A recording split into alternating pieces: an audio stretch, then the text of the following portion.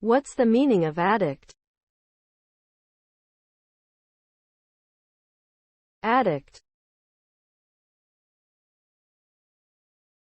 Addict.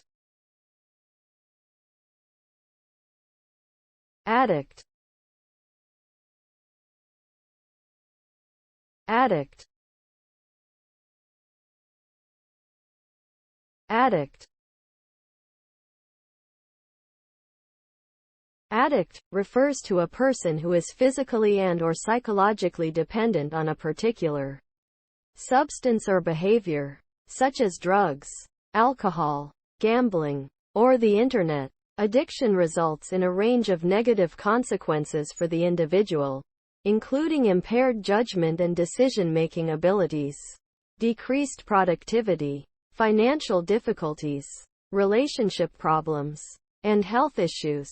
In severe cases, addiction can lead to overdose, physical harm, or even death. Effective treatment typically involves a combination of psychological counseling, behavioral therapy, and medication management, and aims to help the individual overcome their dependence, manage withdrawal symptoms, and develop healthy coping mechanisms to prevent relapse.